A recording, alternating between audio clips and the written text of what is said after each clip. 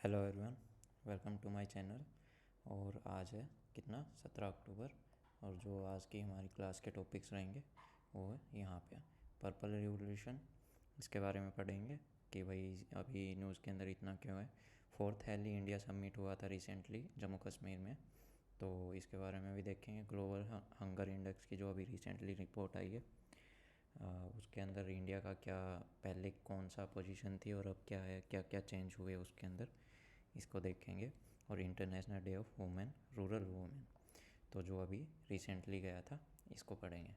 ठीक है, तो स्टार्ट करते हैं। ग्लोबल हंगर इंडेक्स 2022 अभी ये न्यूज़ में क्यों है, क्योंकि अभी रिसेंट में ही रिपोर्ट आई है और इंडिया में उसका क्या पोजीशन है। ठीक है, इंडिया का है 107 121 कंट्री में से। 2022 की जो रिपोर्ट रही है ना, उसके अंदर इंडिया की पोजीशन क्या आई है, 107 आउट ऑफ 121 कंट्रीज़।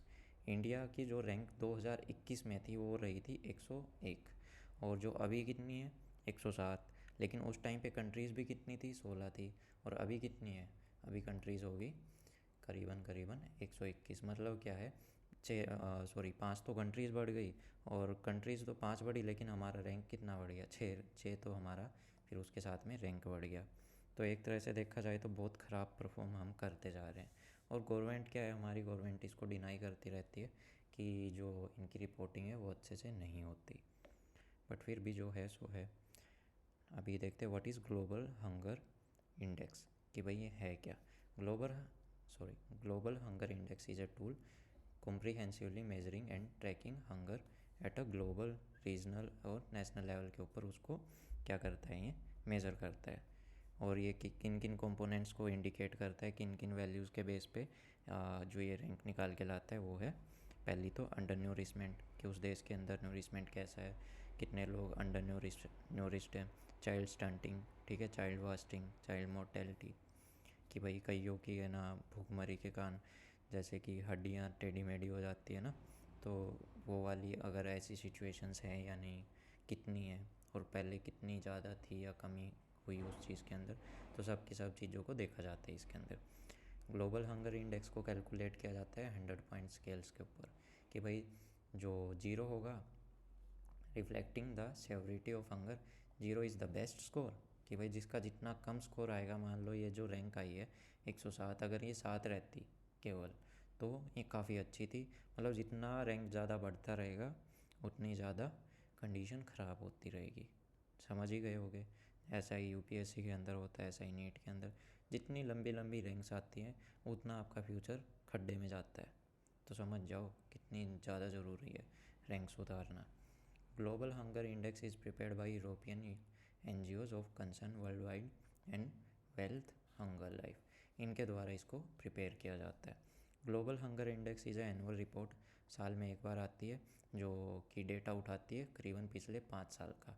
उनके बेस पे ये अपना नया डेटा कैलकुलेट करती है। जो आपकी 2022 का डेटा जो आया वो 2007 और 2022 का मिला के यहाँ पे इन्होंने देखा है कि कितनी चीज़ें सही हुई है और कितनी नहीं, तो उसके कैलकुलेशन पे एक एवरेज स्कोर निकाल के फिर ये कंट्री की रैंक डिसाइड करते हैं। अब क्या क्या परफॉर्मेंस रही है डिफरेंट डिफरेंट कंट्रीज़ की, उसको देखते हैं। ठीक है, ग्लोबल प्रोग्रेस देखते हैं। Globally the progress against hunger आज has largely stagnated in recent years, कि भाई एक तरह से एक ठहराव पे ही रही है ना, कम, कभी थोड़ी सी ज़्यादा होगी, कभी थोड़ी सी कम होगी। लेकिन क्या था ना, जो ग्लोबल स्कोर रहा है 18.2% रहा है 2022 के अंदर, जो कि 2014 में कितना था, 19.1। तो उसमें से थोड़ी सी स्लाइटली इम्प्रूवमेंट हुई है, तो कुछ ज़्यादा हम कह नहीं सकते कि भाई ज़्यादा बड़ा नंबर हमने इम्प्रूव कर लिया, बट स्टिल ख़राब होने से तो थोड़ा सा ठीक ही बेहतर है। ठीक है, और ये भी क्या है ना, और भी अच्छा हो जाता अगर ये कोविड पेंडेमिक जैसी बीमारियाँ या फिर रशिया यूक्रेन के वजह से जो फूड की कमी हुई, फ्यूल की कमी हुई, फर्टिलाइज़र्स के प्राइसेस हाई गए, क्योंकि सबसे ज़्यादा फर्टिलाइज़र्स कहाँ से आता है हमको, रशिया, यूक्रेन, यही जो कंट्रीज़ है ना, वही सबसे बड़ी सप्लायर्स हैं इन चीज़ों की। तो वहाँ पे लड़ाई होगी तो इन चीज़ों की सप्लाई बंद होगी। ठीक है, फ्यूल की भी सप्लाई बंद हो गई, है ना।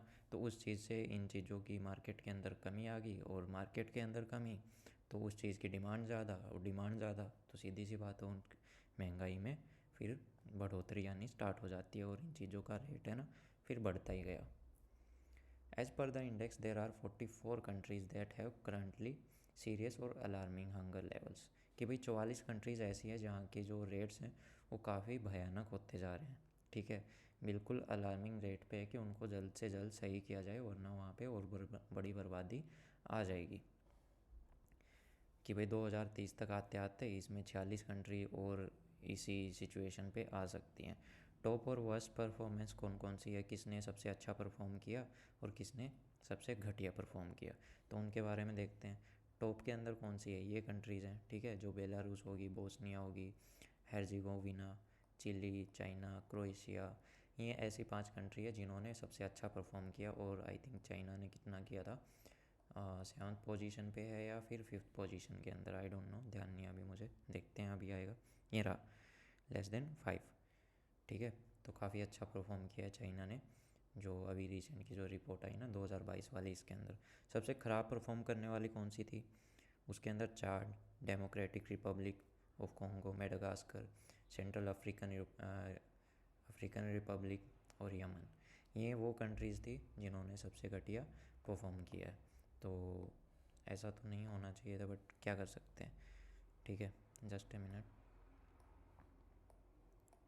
हाँ, इंडिया एंड नेबरिंग कंट्रीज़, जो इंडिया और उसके जो पड़ोसी देश हैं उनकी क्या क्या पोजीशन रही है। इंडिया की कितनी रही है, 107, और श्रीलंका की कितनी रही है, 64, नेपाल की 81, बांग्लादेश की 84, और पाकिस्तान की 99। अब यहाँ पे जो ये 99 लिखा हुआ है ना, यहाँ पे आके आने लग जाते हैं चक्कर। ठीक है, हमने कितनी रिपोर्ट्स पढ़ी थी रिसेंट में कि पाकिस्तान के अंदर भूखमरी के हालात क्या हैं, फिर भी इनका रैंक कितना 99 और हमारा देख लो 107। मतलब बिलीव तो नहीं होता, कभी कभी गवर्नमेंट की बातें भी सच लगनी स्टार्ट हो जाती हैं कि पाकिस्तान का 99 मतलब हमसे बेहतर लग नहीं रहा वैसे। चलो ठीक है, जैसा है ऐसा है। India score of 29 which place it under serious category, तो हम आ गए भाई सीरियस कैटेगरी के अंदर। अफ़गानिस्तान 109 है, अकेली ऐसी कंट्री साउथ एशिया में जिसने इंडिया से भी ख़राब परफॉर्म किया है। ठीक है, इंडिया का 107 और इसका 109, जबकि खाना हम भेज रहे थे यहाँ पे, है ना। आपने देखा होगा रिसेंट में कि इंडिया ने यूएन की साथ में मिलके यहाँ पे अफ़गानिस्तान में काफ़ी मात्रा के अंदर फूड सप्लाई की थी। ठीक है, जिसके साथ हमारे पाकिस्तान से भी थोड़े से कहा सुनी या फिर कह सकते हो जो रिलेशंस थे उसमें थोड़ा सा कहा सुनी मान लो। ठीक है, कि ऐसा कुछ सीन हुआ था, मनमुटाव हुए थे, क्योंकि पाकिस्तान नहीं चाहता था कि इंडिया उसके रास्ते होते हुए वो फूड वहाँ तक पहुँचाए। इन द एंड फिर वैसा ही होता है। इंडियाज़ परफॉर्मेंस इन 4 इंडिकेटर्स, कि भाई जो ये 4 इंडिकेटर्स थे ना, चाइल्ड वेस्टिंग हो गया, अंडर नूरिशमेंट हो गया, चाइल्ड स्टंटिंग, मोर्टेलिटी। ठीक है, इनके अंदर इंडिया की परफॉर्मेंस कैसी रही है। वेस्टिंग के अंदर तो मतलब कि हाइट के अकॉर्डिंग किसी की हाइट बढ़ती जाए और जो उसका जो बॉडी वेट जो रेशो होना चाहिए वो वैसा है ही नहीं हाइट के अकॉर्डिंग, तो उसके अंदर इंडिया की परफॉर्मेंस वर्ल्ड की सबसे घटिया कंट्रीज़ के अंदर आती है। ठीक है, कितनी है, 19.3% है, जो कि वर्स है पिछले रिकॉर्ड से।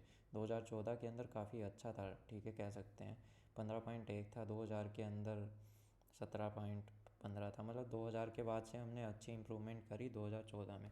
2014 के बाद में फिर पता नहीं क्या हो गया।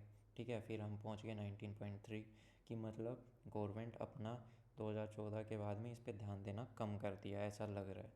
ठीक है, अंडर नूरिशमेंट की बात करें तो ये भी कंट्री के अंदर काफ़ी राइज हो गई। 2018 से 20 के टाइम पे कितनी थी, 14.6%, और 19 से 21 के बीच में 16.3। कि भाई जो अंडर न्यूरिशमेंट है, कम खाना मिलना, बॉडी के अंदर न्यूरिशमेंट्स की कमी होनी, उसके अंदर भी बढ़ोतरी आई है। मतलब अगर अंडर न्यूरिशमेंट की टोटल वैल्यू देखें पूरे वर्ल्ड के अंदर तो कितनी है, 828 मिलियन है। ठीक है, उसमें से 224 मिलियन तो इंडिया के ही लोग हैं। बताओ, ये हालात हैं यहाँ के। चाइल्ड स्टंटिंग और मोर्टेलिटी की बात करें तो इसके अंदर थोड़ी सी इम्प्रूवमेंट हुई है, हमने अच्छा परफॉर्म किया है।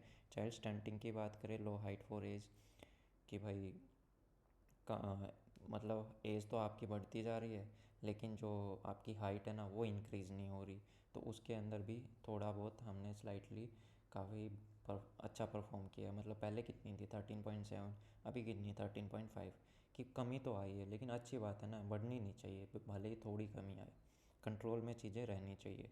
चाइल्ड मोर्टेलिटी की बात करें कि भाई 5 साल की उम्र तक आते आते कई बच्चों की डेथ हो जाती है, एक्सपायर हो जाते हैं, उसके अंदर भी काफ़ी कमी आई है पहले से। पहले कितनी 4.6 थी, अभी कितनी 3.3 होगी, है ना। और इंडिया के द्वारा what other similar indices and reports are there, और कौन कौन सी रिपोर्ट्स हैं, जैसे कि state of food security nutrition in the world, है ना, ग्लोबल न्यूट्रिशन रिपोर्ट और नेशनल फैमिली हेल्थ सर्वे, ये भी करा जाता है। तो ये आप देख लेना, इसमें कुछ खास है नहीं, सबके अंदर कॉमन ही है। ईट राइट, इंडिया के द्वारा कौन कौन से इनिशिएटिव स्टार्ट करे गए हैं मेल न्यूट्रिशन और हंगर को ख़त्म करने के लिए, भूखमरी को ख़त्म करने के लिए भारत ने कौन कौन सी स्कीम्स लागू करी थी, लॉन्च करी थी, उनके बारे में बात करते हैं। जो हमारा जो सबसे इम्पोर्टेंट टॉपिक आता है ना बाद में क्लास के एंड में, टॉपिक के एंड में, तो वो यही होता है, यहीं से सबसे ज़्यादा क्वेश्चंस आते हैं। ईट राइट इंडिया मूवमेंट, ठीक है, किस किस ने मिली ऑर्गेनाइज़ करी थी, food safety and standard authority of India FSSAI ने, ठीक है। पोषण अभियान, ये किस मिनिस्ट्री ने लॉन्च किया था, ministry of women and child development, 2018 के अंदर इसको लॉन्च किया गया था। इसका काम क्या था, स्टंटिंग को कम करना, अंडर न्यूरिशमेंट को कम करना, और जो यंग बच्चे वुमेन्स हैं और जो लड़कियां, उनके अंदर जो खून की कमी होती है, एनीमिया जिसको बोलते हैं, उसको कम करना। प्रधानमंत्री मातृत्व वंदना योजना, ये भी सेंट्रल स्पॉन्सर्ड स्कीम है, ठीक है, मतलब सेंटर के द्वारा इसके अंदर कुछ % हिस्सा दिया जाता है, लाइक 50-50 हो गया, मतलब 50% सेंटर पैसा लगाएगी और 50% कौन लगाएगी, स्टेट लगाएगी, ठीक है। तो तब जाके ये स्कीम लागू होती है। और ये किस कौन सी मिनिस्ट्री के द्वारा लागू करी गई थी, ministry of women and child development, ठीक है। और हर एक डिस्ट्रिक्ट के अंदर इसको लागू कर दिया गया था 1 जनवरी 2017 से। फिर बात करते हैं फूड फोर्टिफिकेशन की। इसके अंदर क्या करा जाता है, जो फूड है उसकी जो न्यूट्रिशन क्वांटिटी है, क्वालिटी है, उसको बढ़ा दिया जाता है। जितने भी विटामिन हैं, मिनरल्स हैं, such as iodine, iron, zinc, vitamin A and D, जो भी स्टेपल फूड्स हैं ना, राइस हो गया, मिल्क हो गया, साल्ट हो गया, उनके अंदर इस न्यूट्रिशनल कंटेंट की जो क्वालिटी है ना, उसको इम्प्रूव करना और बेहतर करना, ठीक है। National food security act 2013, mission Indradhanush, इसके अंदर किसको टारगेट किया गया था, किन बच्चों के लिए किया गया था, जिनकी उम्र कितने 2 साल के अंदर अंदर आ जाती है, और जितनी भी प्रेग्नेंट वुमेन्स, उनके लिए 12 वैक्सीन्स जो कि प्रिवेंट करती है बड़ी बड़ी प्रॉब्लम्स को, बड़ी बीमारियों को, ठीक है। 12 vaccine preventable disease. Integral child development service ICDS scheme, इसके अंदर भी वही है भाई, एजुकेशन और क्या, न्यूट्रिशन, हेल्थ, इन चीज़ों के बारे में, जो 0 से 6 साल के बच्चे हैं ना, प्रेग्नेंट वुमेन्स हैं, लैक्टेटिंग मदर्स हैं, इनकी हेल्प करना। नेक्स्ट टॉपिक क्या है, international day for rural women, जो गांव की जो औरतें हैं ना, उनके लिए एक दिन बनाया जाता है, जिस दिन हम, जो उनकी भूमिका रहती है हमारी लाइफ में, हमारे देश की इकनॉमी बढ़ाने में, देश को चलाने में, तो उनके उपलक्ष्य में इस दिन को सेलिब्रेट किया जाता है हर साल 15 अक्टूबर को, ठीक है। इसका बैकग्राउंड क्या है, इसका बैकग्राउंड था, idea of honouring rural movement with the special day was put forward by international NGO at 4th world conference, जो 4th वर्ल्ड कॉन्फ्रेंस हुई थी कहाँ पे, बीजिंग में, 1995 में। इसका रिसेंटली हमने फिर से जिक्र किया था, आई थिंक 2 से 3 क्लास पहले ही, ठीक है। उस दिन भी कुछ हुआ था, तो आप मेरे को कमेंट सेक्शन में बताना प्लीज़ कि मतलब इसका जिक्र क्यों किया था। ये काफ़ी उस वो वाला क्वेश्चन है ना, एग्ज़ाम में भी आया था, तो मैं बताऊंगा नेक्स्ट क्लास में, बता दूंगा, वरना अगर किसी ने रिप्लाई नहीं किया तो खुद मैं रिप्लाई कर दूंगा वहाँ पे। तो प्लीज़ ये है ना, आप ये कनेक्ट करके चला करो, ठीक है, जितने भी करंट अफेयर्स है, तो तभी जाके आपके जो ये आंसर्स जितने भी गलत होते हैं ना आज के दिन, वो सही होना स्टार्ट होंगे। The first international day for rural women was observe 15 अक्टूबर 2008। उस दिन से हमने इसको बनाना स्टार्ट किया था, ठीक है, मतलब सेलिब्रेट करना स्टार्ट किया था। और इसको जनरल यूनाइटेड नेशंस की जो जनरल असेंबली थी, इसने अपने रेजोल्यूशन 62/136 2007 के अंदर अपना लिया था, ठीक है, ऐड कर लिया था। तो इसका कारण क्या है, इसके अंदर क्या क्या हुआ था, तो वो तो सबको पता ही है कि जो गाँव की जो औरतें हैं, उनके जो एफ़र्ट्स हैं, ठीक है, हमारी ज़िंदगी को सुधारने में कंट्रीब्यूशन क्या क्या वो देती हैं। तो उन चीज़ों को उन उन चीज़ों के बारे में यहाँ पे याद किया जाता है।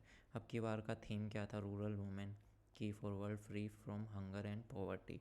कि जो गांव की औरतें हैं ना, वो बहुत सारा काम करती हैं। देखो ठीक है, शहर में क्या होता है, एक लेडीज़ अपने घर के काम में ही थक जाती है, लेकिन जो गांव की औरतें हैं बेचारी सुबह उठती हैं, ठीक है, पहले घर का काम करती हैं, ओके, फिर जितने भी घर में जितने भी पशु हैं, जितने भी एनिमल्स हैं, ठीक है, उनका काम करती हैं। फिर जाके बात आती है किसकी? खेत की, फील्ड्स की, वहाँ पे अपना काम करती हैं। फिर वापस घर में आती है शाम तक, फिर घर का जो काम काज रहता है खाने पीने का वो करती हैं। मतलब क्या है ना कि वो ऑलराउंडर है, और उनके जितना काम मेरे को नहीं लगता कोई और औरत कर भी सकती है। तो इस वजह से उनका काफ़ी बड़ा रोल है इंडिया के जो हंगर और पॉवर्टी मिटाने में, ठीक है, अपने परिवार को कभी भूखा नहीं रहने देती। Incomplete presentation of data. अब प्रॉब्लम क्या है ना कि क्या क्या चैलेंजेस फेस करती हैं गांव की जो औरतें हैं, जो गवर्नमेंट की स्कीम्स हैं उनके उसमें, क्योंकि जो उनके लिए जो डाटा डेटा है जो इकट्ठा किया जाता है वो इनकम्प्लीट होता है, ठीक है, अच्छे से उसको नहीं कलेक्ट किया जाता। अब्सेंस ऑफ पे पैरिटी, मतलब equal pay for equal work, गांव में ऐसा नहीं हो पाता। गांव में जब कोई औरत लेबर एज ए लेबर काम करती है, ठीक है, तो उसको उसी काम का जो एक आदमी कर रहा होता है उसके मुकाबले उसको कम पे किया जाता है। कारण ये है कि जो उसकी फ़िज़िकल जो मतलब जो बॉडी है वो इतना हैवी वेट नहीं उठा पाती, तो इस वजह से उसको उसकी जो सैलरी है वो कम दी जाती है। जो डेली का जो उसका मतलब जितने पैसे बनते हैं उसमें उसको कम दिए जाते हैं एक आदमी के मुकाबले। लैक ऑफ एजुकेशन, देखो गांव के स्तर पे इतनी जो क्या है ना एजुकेशन को लेके लोगों में इतनी जागरूकता नहीं है, इस वजह से ये बेचारे काफ़ी पिछड़े रहते हैं। तो सबसे पहले जो काम करना होता है वो हमको कहाँ पे करना पड़ेगा? हमारे गांव के लेवल पे, ठीक है, ग्राउंड लेवल पे। Limitation of MNREGA. अब क्या है ना, जो मनरेगा की स्कीम है इसके अंदर गवर्नमेंट क्या प्रोवाइड करती है, साल में 100 दिन का पक्का रोज़गार देती है, लेकिन उसके बाद जो बाकी के दिन बच जाते हैं, ठीक है, 265 दिन जो बच जाते हैं, तो उसमें क्या है ना इनको दर बदर भटकना पड़ता है, और वहाँ पे इनको अच्छे से क्या है पैसे भी नहीं दिए जाते, कई जगह बहुत कम दिए जाते हैं। कई बार तो ऐसा होता है कि कई कई महीने इनको खाली बैठना पड़ता है, तो काफ़ी प्रॉब्लम आती है। उन चीज़ों का भी सरकार को कुछ करना चाहिए। फाइनेंशियल कंस्ट्रेंट, कि भाई पैसे की तंगी होना, ठीक है, जब काम नहीं मिलता या फिर काम के बदले कम पैसा मिलता है, तो फिर वही बात है ना, पैसे की कमी होना। सरकार के द्वारा क्या क्या स्कीम्स लागू करी गई? ई श्रम पोर्टल, इसके अंदर 38 करोड़ जो अनऑर्गेनाइज्ड वर्कर हैं, ठीक है, जैसे कि लेबर हो गए, माइग्रेंट वर्कफोर्स होगी, स्ट्रीट वेंडर्स हो गए, डोमेस्टिक वर्कर्स हो गए, इनको रजिस्टर किया गया, ओके। और फिर बात करते हैं महिला किसान सशक्तिकरण परियोजना। इसके ये कब लॉन्च करी गई? 2011 के अंदर करी गई थी। इसके अंदर क्या काम किया गया था कि जितने भी स्किल डेवलपमेंट है और कैपेसिटी बिल्डिंग प्रोग्राम स्टार्ट किए गए रूरल वुमेंस को, उनको काम काज सिखाया गया, उनकी स्किल को और डेवलप किया गया, ताकि उनको बाद में जाके बेहतर कोई काम मिल सके। और ये एज ए सब कंपोनेंट थी, एक तरह की शाखा थी एक दूसरी स्कीम की, DNRLM, दीनदयाल अंत्योदय योजना, नेशनल रूरल लाइवलीहुड मिशन, ठीक है। इसको इम्प्लीमेंट कौन करता था? स्टेट जो रूरल लाइवलीहुड मिशन है उसके थ्रू पूरे इंडिया के अंदर इसको क्या करा जाता था? इम्प्लीमेंट किया जाता था। फिर बात करते हैं प्रधानमंत्री कौशल विकास योजना। 2015 के अंदर इसको लॉन्च किया गया था। 40 करोड़ से ज़्यादा लोगों को इसके अंदर ट्रेन किया गया 2022 तक, ठीक है। तो यही सब इसके अंदर बताया गया है। फिर सबसे बड़ी सबसे फेमस जो हमारी क्या कहते हैं स्कीम, ठीक है, प्रधानमंत्री जन धन योजना। किस किस के अकाउंट में पैसे आए हैं मेरे को प्लीज़ बताना ज़रूर। मेरे वाले में तो आए नहीं, है ना, मैं अब तक वेट कर रहा हूँ कि कुछ आए तो कुछ करें। भाई पता नहीं कितना लंबा वेट चलेगा, किसी को आए हो तो बताना मेरे को भी। तो यहाँ पे आपको बताइए, प्रधानमंत्री Jan Dhan Yojana has boosted confidence.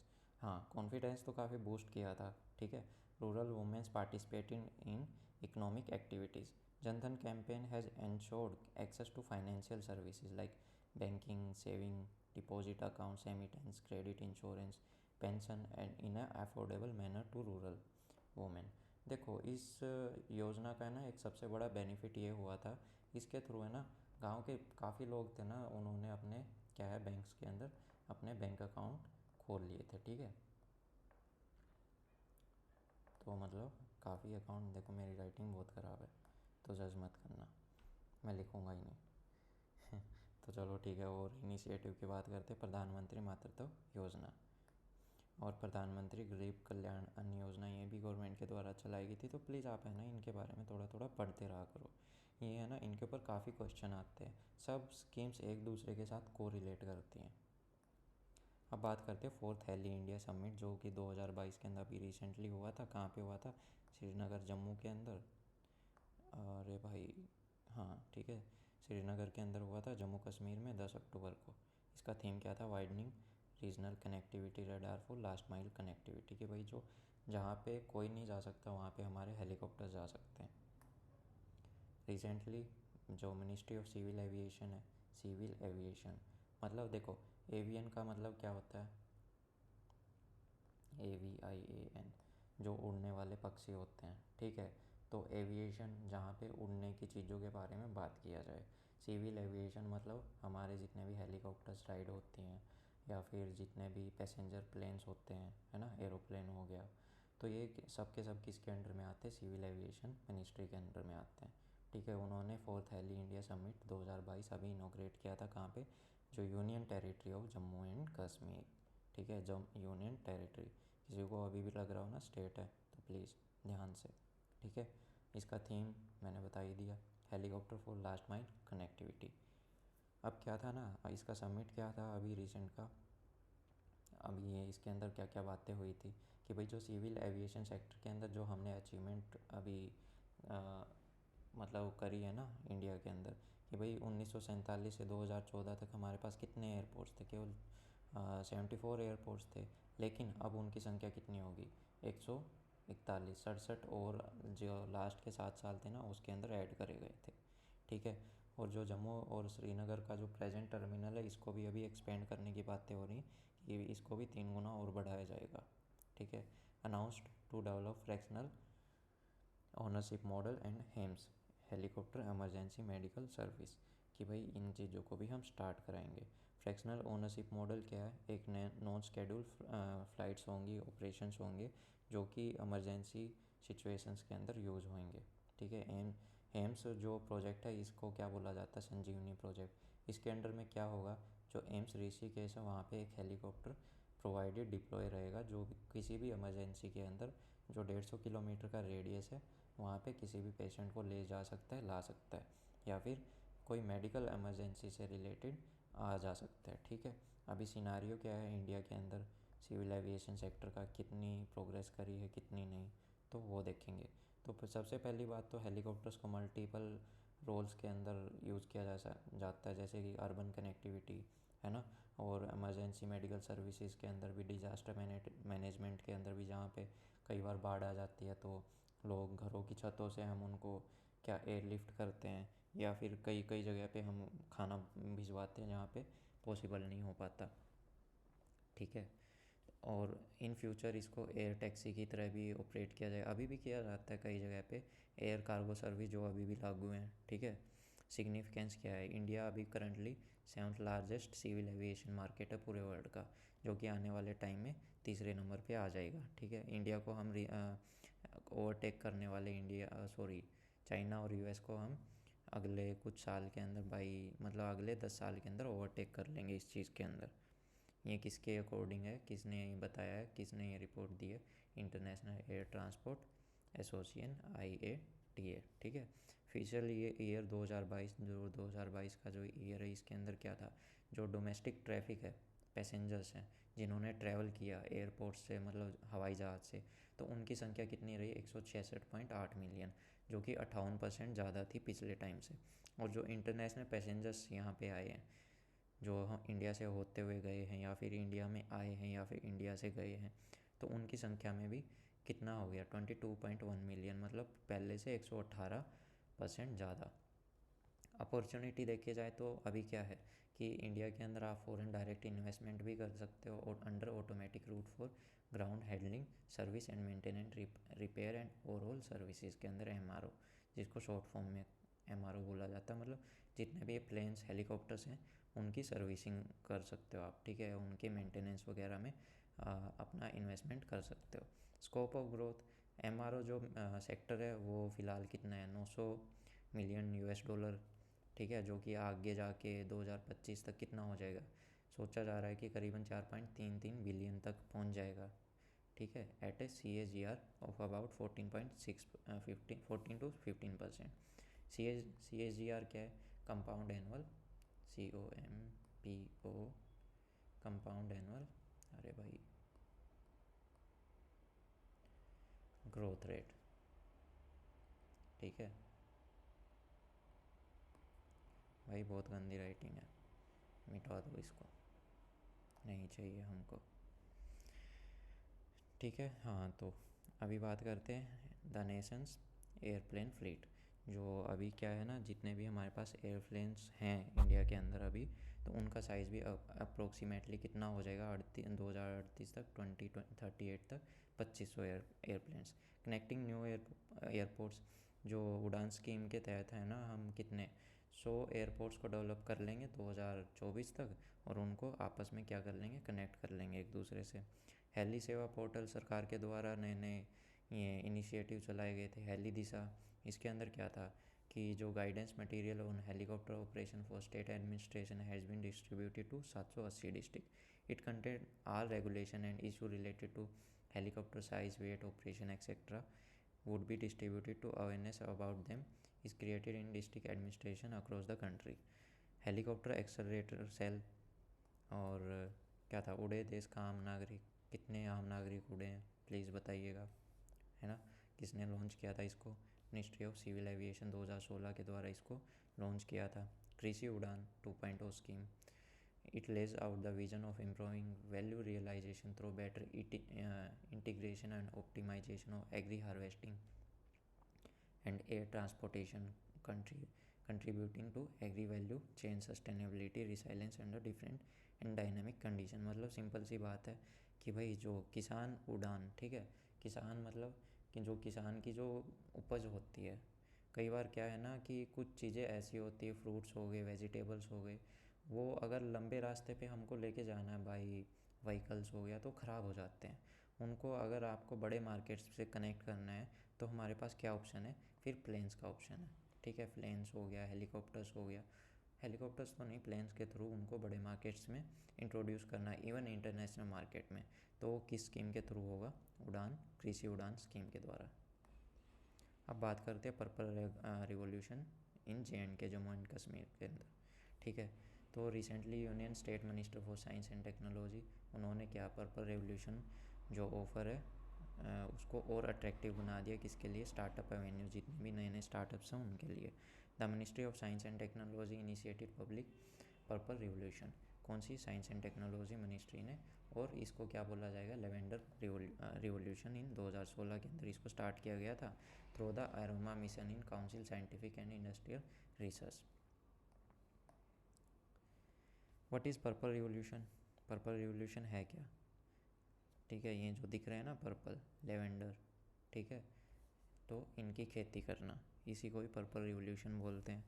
It aims to promote the indigenous aromatic crop, कि भाई देश के अंदर ही जो खुशबूदार क्रॉप है उसको ग्रो किया जाए, ठीक है, एक तरह से किस पे बेस्ड होगी, एग्रो इकनॉमी, जो खेती बाड़ी से जो इकनॉमी जो हमारी एस्टेब्लिश होती है उसको, by shifting from foreign aromatics, जो हम विदेश से जो इंडिया के अंदर इंपोर्ट करते हैं ना, उससे बजाय हम इंडिया के अंदर ही इसको ग्रो करें, ठीक है। फर्स्ट टाइम प्रोड्यूसर जो पहली बार इसको लगाएंगे तो उनके लिए तो जितने भी ये इसके जो क्या कहते हैं सीडलिंग्स हैं वो फ्री दी जाएंगी उनको, लेकिन जो पिछली बार भी जिन्होंने इसमें खेती की थी उनको क्या है, पर सीडलिंग कितना पे करना पड़ेगा, पर प्लांट का 5 से 6 रुपये।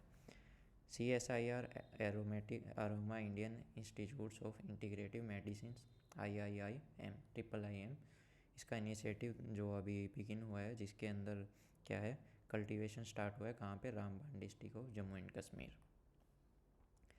ये नियर बाई हर एक जो जम्मू एंड कश्मीर की जितनी भी 20 डिस्ट्रिक्ट है वहाँ पे हर एक जगह इसको बेसिकली उगाया जाता है, जिसमें से मोस्ट पॉपुलर कठुआ, उधमपुर, डोडा, किश्तवाड़, राजौरी, श्रीनगर, बंदीपोरा, बौदगांव, गंद ये क्या है गांदरबल, अनंतनाग, कुलगाम, बारामूला। यहाँ पे काफ़ी अच्छी प्रोग्रेस हुई है इस चीज़ को लेके। प्रोडक्ट क्या है, सीधी सी बात है, लेवेंडर से क्या मिलेगा, उसका तेल। और वो कितना रुपये लीटर बिकता है, 10,000 रुपये लीटर। ठीक है, निकाल लो तेल और बेच लो 10,000 रुपये लीटर और कमा लो पैसा। लेवेंडर का जो वाटर है जिसको स्प्रेड किया जाता है ऑयल से, वो भी जो धूप अगरबत्तियाँ हैं उनके अंदर यूज़ होता है। Hydrosol which is formed after the distillation of flowers, उसको सोप्स वगैरह और रूम फ्रेशनर्स के अंदर भी यूज़ हो। मतलब जो लेवेंडर की कोई भी चीज़ है ना वेस्ट नहीं जाती, हर एक चीज़ से आप पैसा कमा सकते हो। तो कर लो जाके वहाँ पे खेती। सिग्निफिकेंस क्या है कि भाई 2022 के एंड तक है ना हम जो इसके अंदर अपनी अर्निंग को डबल कर लें। ठीक है। What is aroma mission? Aroma mission यही था जो मैंने अभी बताया कि हम जो सबसे पहली बात तो इस सेक्टर को बढ़ा लें, एरोमा सेक्टर को और डबल कर लें। इसके अंदर जो एग्रीकल्चर प्रोसेसिंग और प्रोडक्ट डेवलपमेंट है उसको और बूस्ट दें, और जिससे जो रूरल एम्प्लॉयमेंट है वो जनरेट हो। ठीक है। It will encourage the development of aromatic crops, कि लोगों को इसमें है ना फिर ज़्यादा इंटरेस्ट आएगा। ठीक है। फिर वो और जितने भी खुशबूदार क्रॉप्स हैं, एरोमेटिक क्रॉप्स हैं, उनको उगाना स्टार्ट करेंगे। उनका फिर से हम तेल निकालेंगे और उनको फिर बेच देंगे, हर एक चीज़ का तेल निकालेंगे। ठीक है ना, समझ जाओ। It is anticipated that Indian farmers and the aroma business will be available become worldwide leader in production and export of various essential in the menthol mint pattern. कि भाई देखो जो इंडिया का जो अभी जो फार्मर्स है, जो एरोमा बिजनेस है, वो फिर क्या है ना, हम धीरे धीरे क्या है इसके अंदर वर्ल्ड लीडर बन सकते हैं। एक तो हमारी जनसंख्या इतनी है। ठीक है।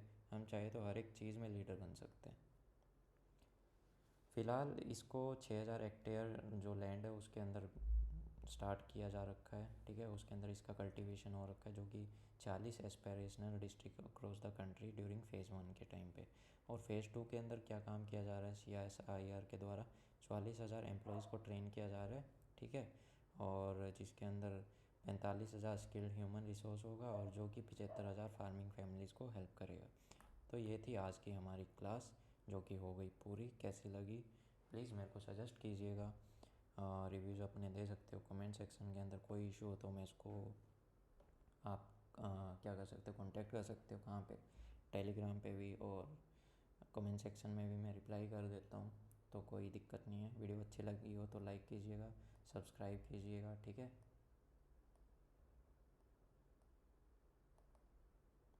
हाँ, सब्सक्राइब कीजिएगा और शेयर कीजिएगा।